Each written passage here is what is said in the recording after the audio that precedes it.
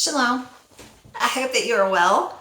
I would like to share with you some things that I have learned while studying or spending time learning about Dawid and Goliath. First, my disclaimer is that I am not a teacher. I just like sharing my studies with others. I feel like we are always learning, we are always growing. So I always heard this character story about this little shepherd boy who was brave and came out to fight the giant and take him down with a slingshot and a stone.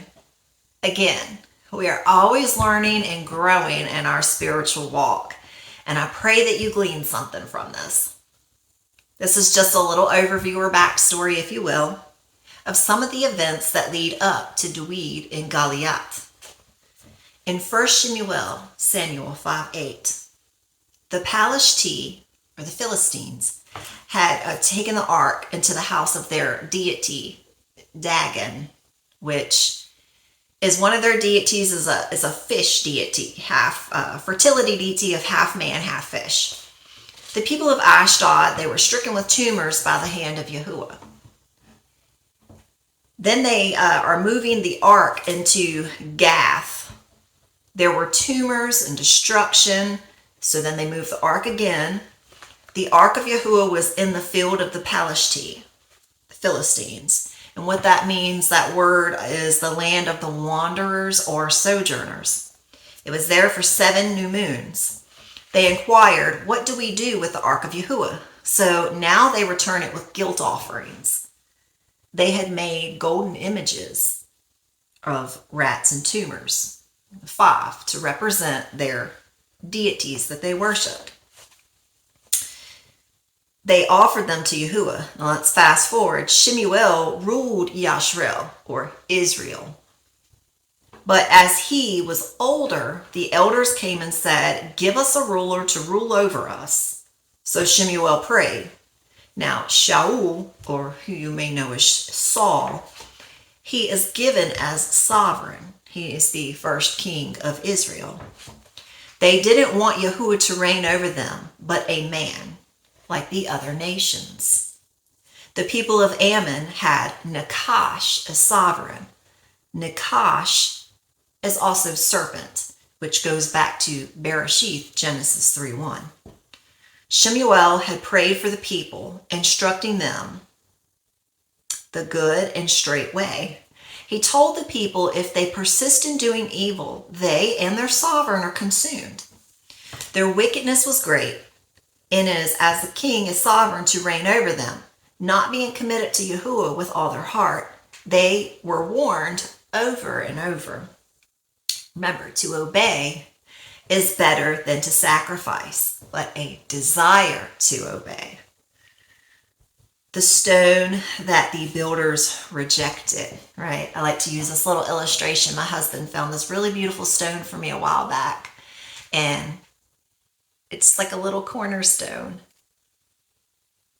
And I always think of that, the stone that the builders rejected. We are to love him with all of our love, all of our hearts. But how often have we sought other things or rulers? Forward to chapter 13, Shaul is in Gilgal. 14:33, Shaul says, roll a large stone to me today. Okay, representing Shaul's sinful nature.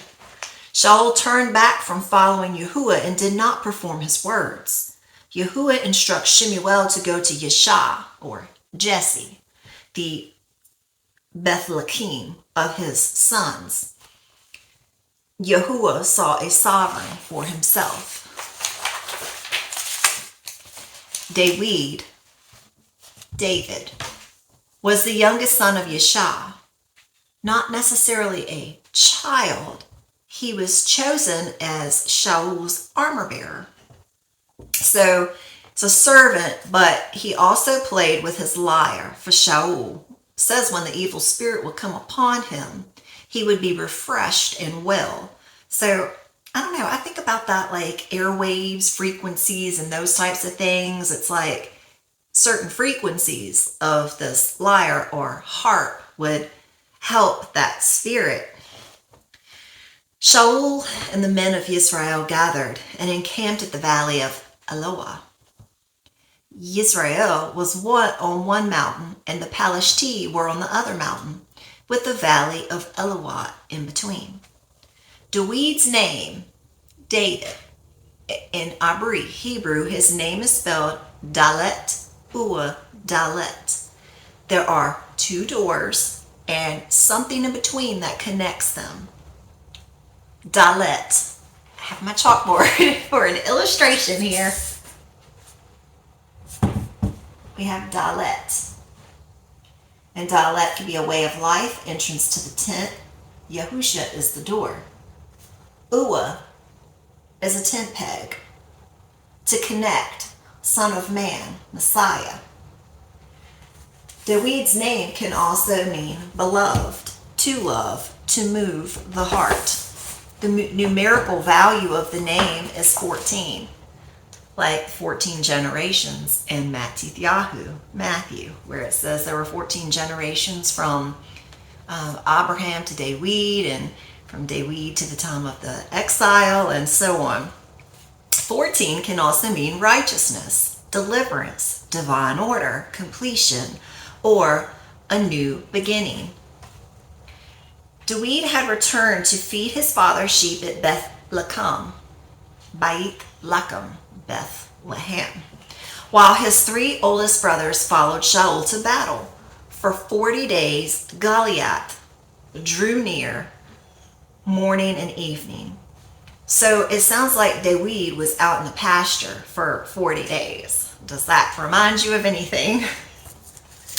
Yahuah instructed David to take his brothers an ephah of dried grain, or translated 10 loaves, and 10 cheeses, also could mean 10 jugs of milk, to the commander of the 1,000. He was sent to go as a bondsman, to go peaceably to the camp.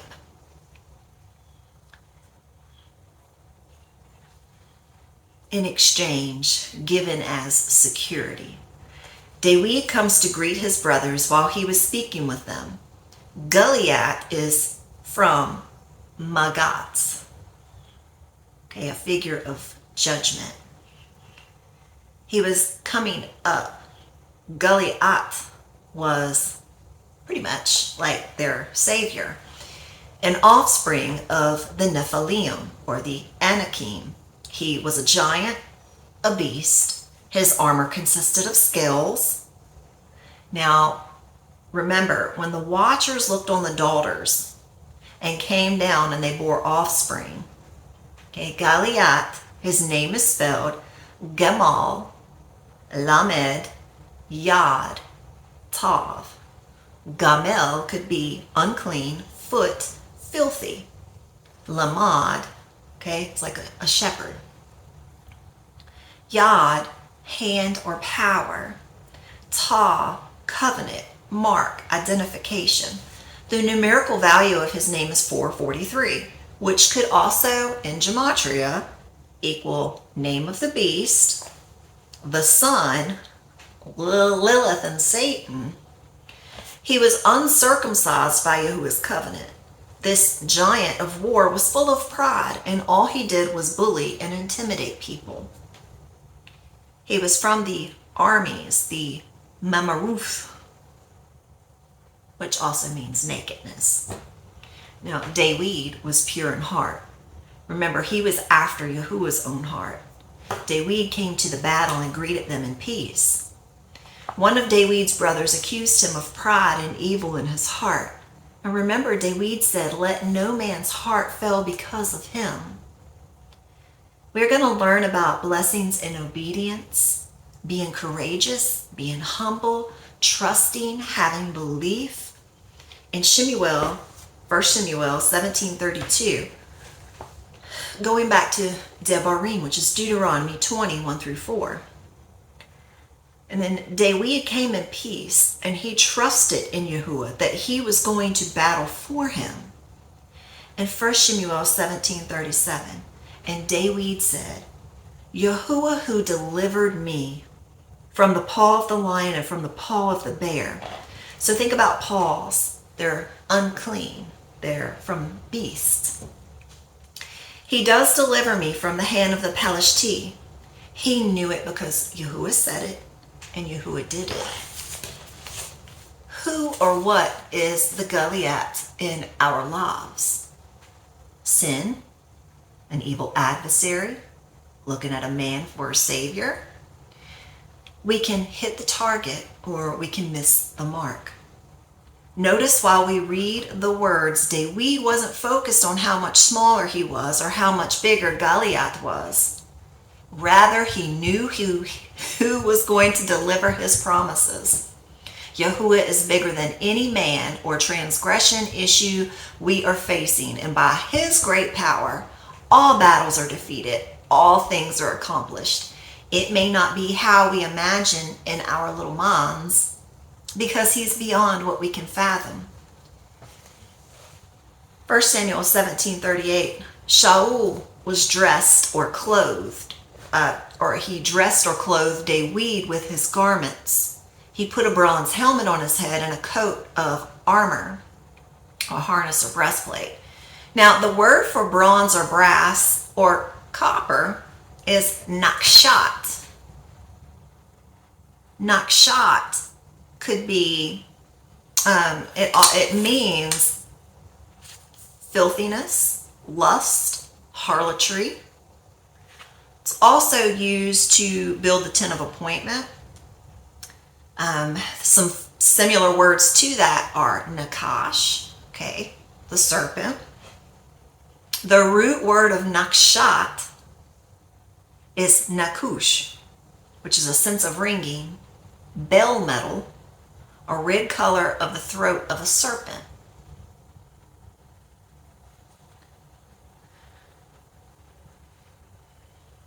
Now, Goliath is covered in this all over, a heavy amount.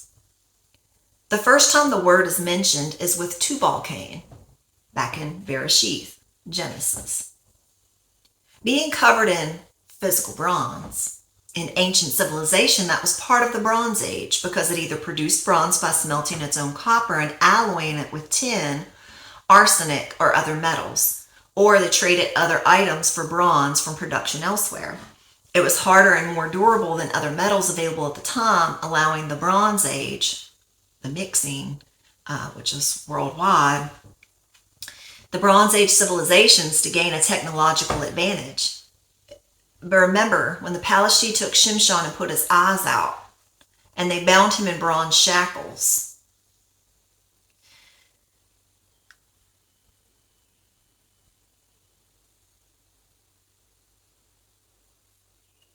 a battle can't be won if we're going to suit up in the same armor of filth as the opponent. The word says Satan can't cast out Satan. In Samuel 17:42, that goes to Proverbs, Mishle 16:18 through 19. The word for lion is ari, meaning to pierce, the sense of violence, powerful, fierce enemy, and dab for bear, in the sense of slow pace. Dawid overcame these fierce beasts by the hand and protection of Yahuah. Dawid smote the lion and the bear that took the lamb, caught it by its beard, its darnel. Dawid comes to the battle with a staff, a makal, meaning to germinate, a rod or staff. It's used in Genesis 30:37 for Yaakov's watering troughs. He has 5 smooth stones. Kalak is the word for smooth. It's only used one time, from the word to be smooth, to divide. A stone, a bond, to build. It's the same word used for the tablets as carbuncle, marble, sacred object. The same word used in the writing of Yaakov's well. It could also be attributed to these 5 stones, the Torah. He got these stones out of the Wadi. These stones that he picked from the wadi, which is the Hebrew word nakah, is a wide riverbed that only flows in the times of rain, occasionally very strong, like a flood.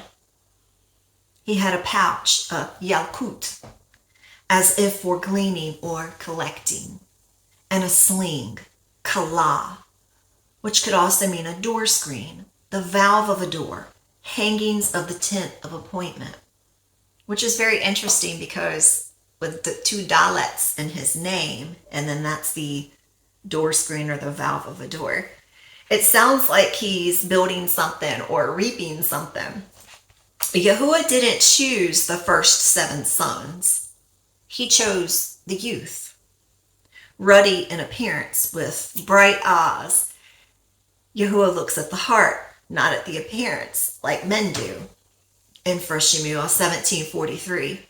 And the Palishti said to Dawid, am I a dog, the word Caleb, that you come to me with sticks or a rod? And the Palishti cursed Dawid by his mighty ones. This was a mighty one that worships mighty ones and curses Yahuah, beloved by his mighty ones. Now Yahuah is working deliverance, Yahusha, in the spirit, that is dwelling in Dawid. In turn, Goliath would be guilty of blasphemy, going back to Bamidbar, Numbers 15:30-31, like Elisha or Elisha with Ahab in 2 Kings 8:13. What is blasphemy? Blasphemy is to speak against, insult, curse, slander. Blasphemy is a death penalty, death by stoning outside the camp. And the Palishti said to Dawid, come to me, and I give your flesh to the birds of the Shamayim and the beasts of the field. So he was threatening his flesh. But remember, he cannot touch the spirit. Then said Dawid to the Palishti, you come to me with sword, a cutting instrument, physical, or words, with a lance, in the sense of thrusting, with a shield, or dart. But I come to you in the name of Yahuah Sabaoth, the Elohim of the armies of Yashrel, whom you have approached.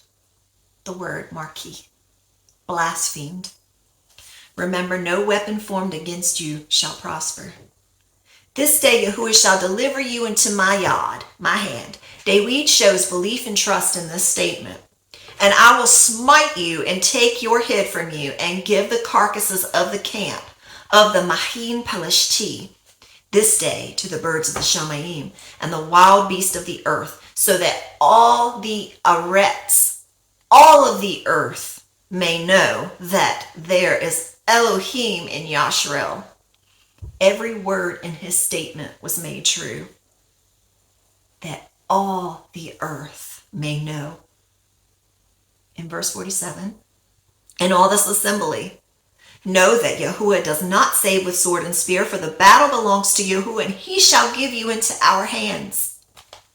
He said our hands, right? Even though Dawid was the only one that was brave enough to go forward, our meaning Yashrel, which basically means those who overcome with Yahuah through Yahusha. You know, he's our leader. He's our shepherd.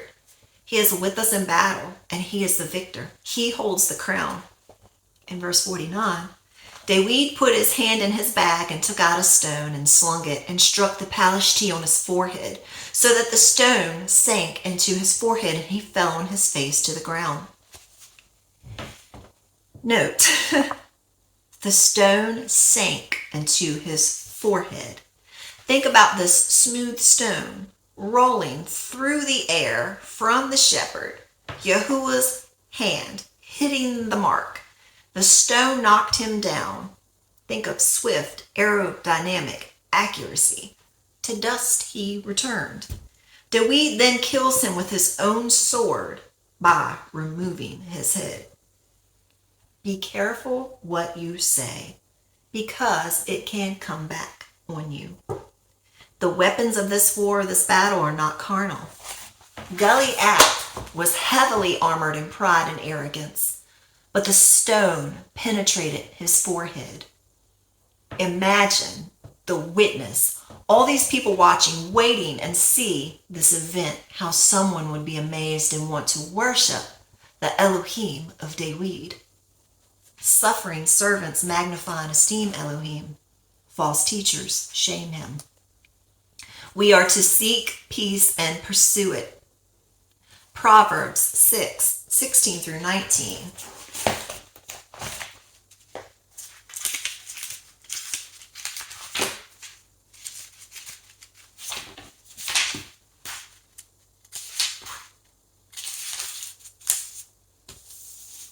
These 6 matters Yahuah hates, and 7 are an abomination to him: a proud look, a lying tongue, and hands shedding innocent blood, a heart devising wicked schemes, feet quick to run to evil, a false witness breathing out lies, and one who causes strife among brothers.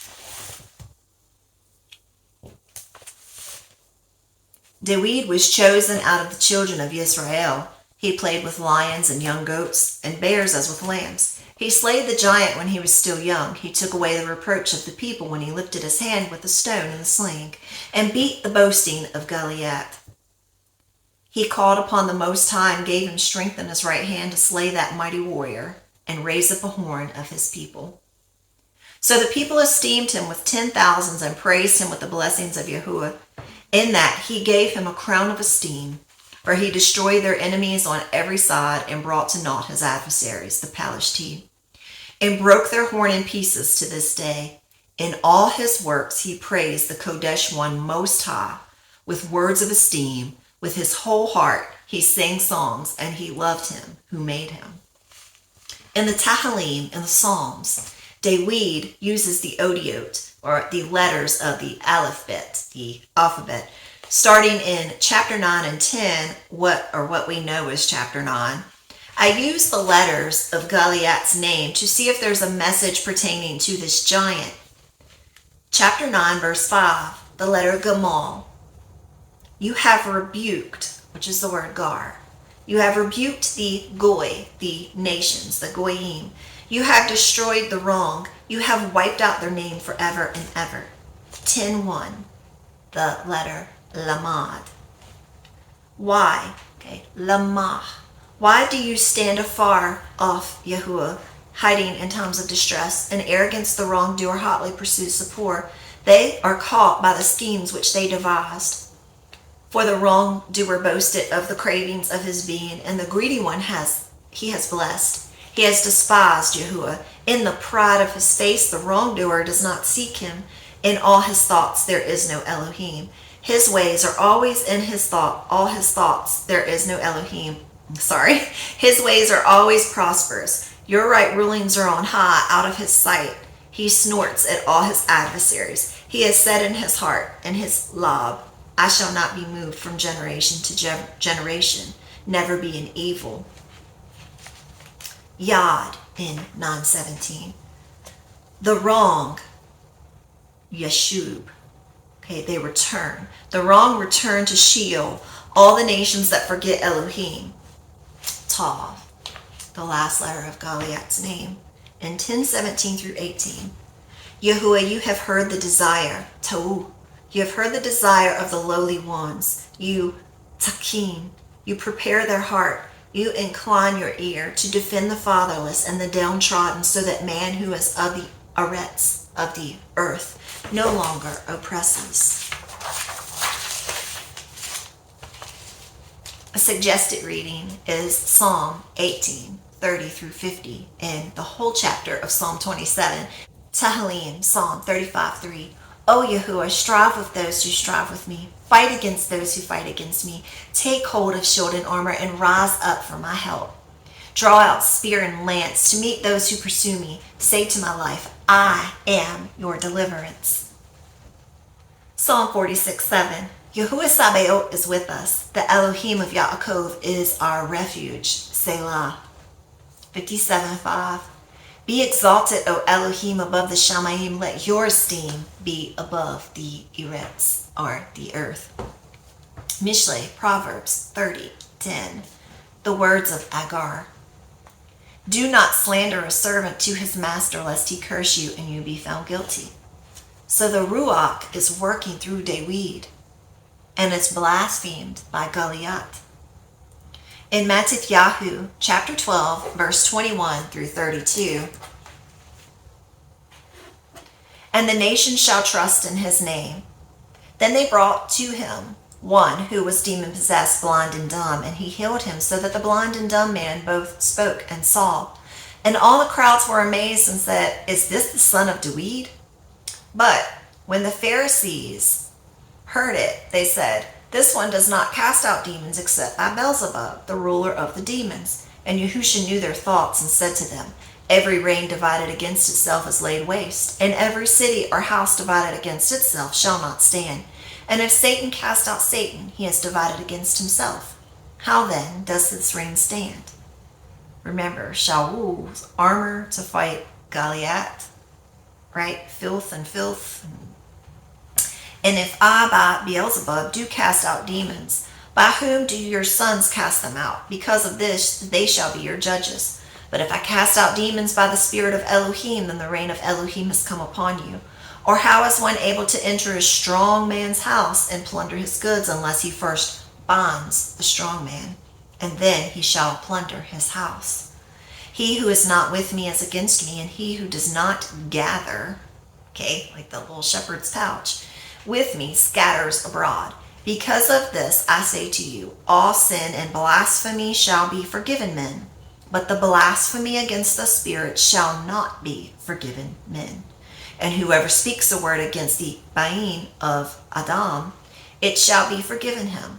But whoever speaks against the Ruach HaKodesh, the Holy Spirit, it shall not be forgiven him, either in this age or in the age to come. The nations shall trust in his name. Yahushua contains 5 letters. The first one being Yod. His hand, which also Yod is like YD. So the letter Yod is also spelled with Yod Dalet, which equals 14. His hand is at work to help us overcome the enemy. Yahuah's spirit is connecting the crown, the eye of discernment. Why is his feet like bronze? He took on our sins. Remember, he washes our feet and our walk. Satan can't cast out Satan. When Yahushua gives this parable, remember, Dawid didn't put on Shaul's armor to go against Goliath. Marcos 3:28 through 29. Truly I say to you, all the sins shall be forgiven the sons of men, and whatever blasphemies they speak. But he who blasphemes against the Ruach HaKodesh has no forgiveness forever, but it is subject to everlasting judgment. Lucas 12:8 through 12. And I say to you, everyone who confesses me before men, the Son of Man shall also confess him before the messengers of Elohim. But he that has denied me before men shall be denied before the messengers. Everyone who speaks a word against the Son of Man, it shall be forgiven him. But to him who has blasphemed against the Kodesh Spirit, it shall not be forgiven. And when they bring you to the congregations, rulers and authorities, do not worry about how or what you should answer, or what you should say.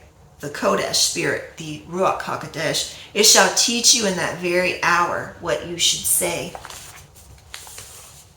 So, no, we need to be very careful about the things that we speak and the things that we mislead people with by saying, maybe certain people in Scripture, their words get twisted and people say that they're false teachers and false prophets and so on.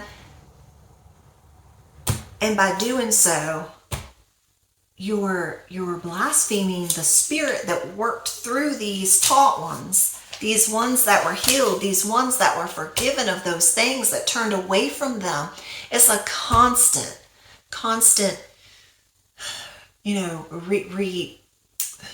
how do I say it? Washing our walk. None of us are born into perfection. There's only one, and we Our goal is to walk as he walked.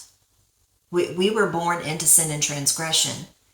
And then once our minds are open to really understanding what that is, we're to turn away from those things and seek him, seek to walk as he walked.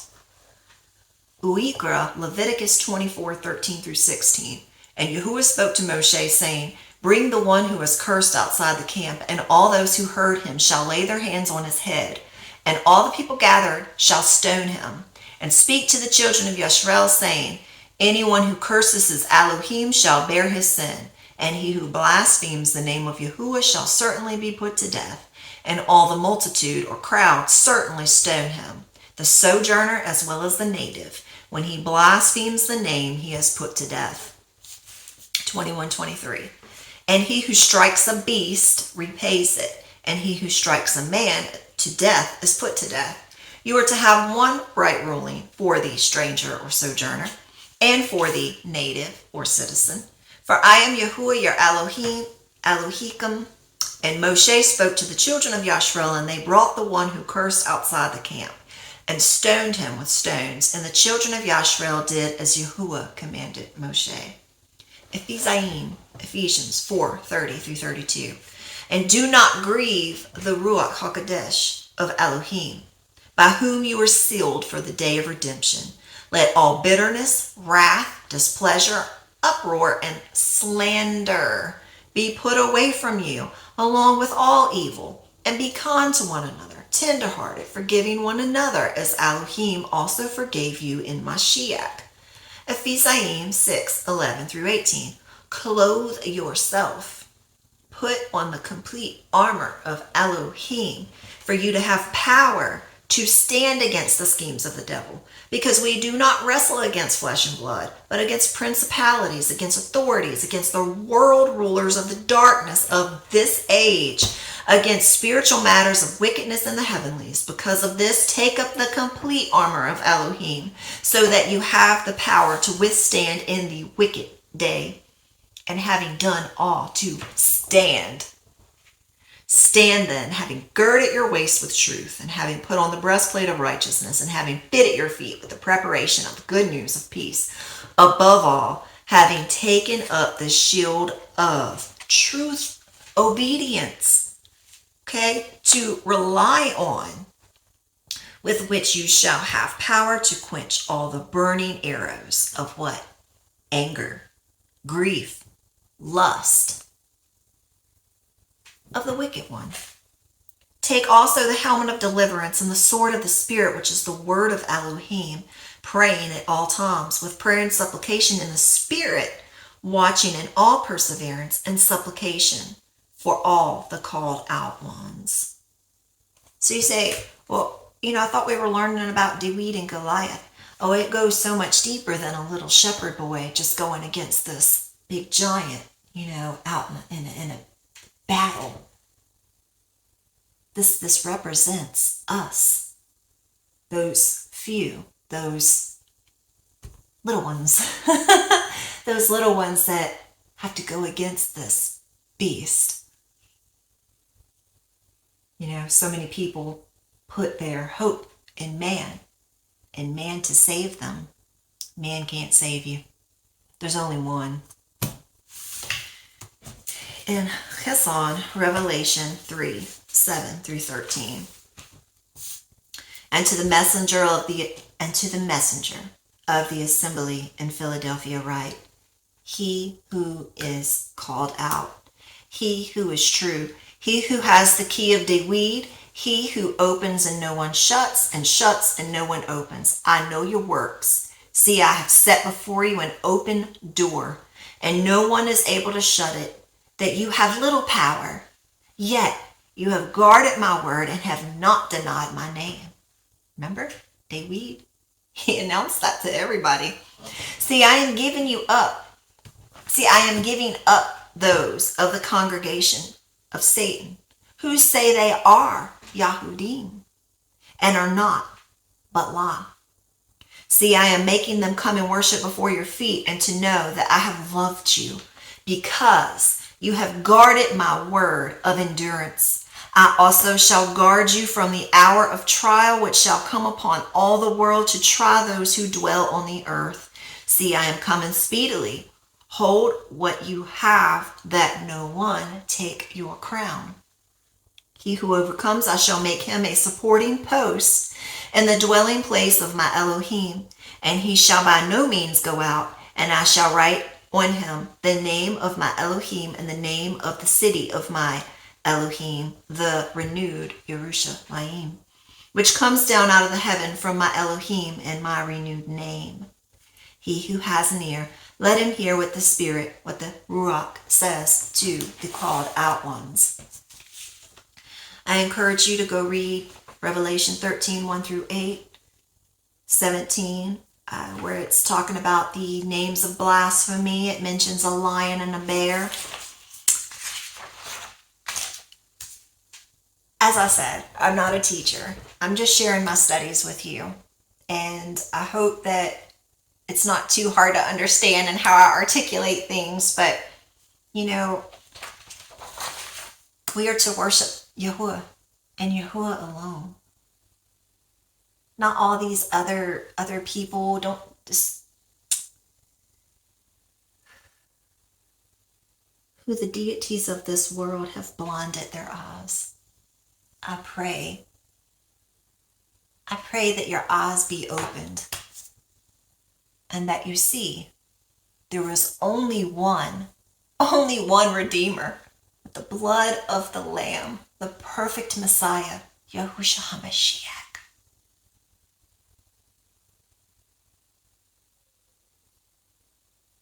Armor up, my friends.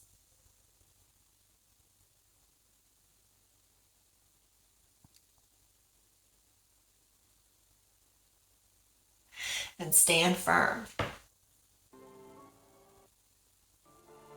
in the belief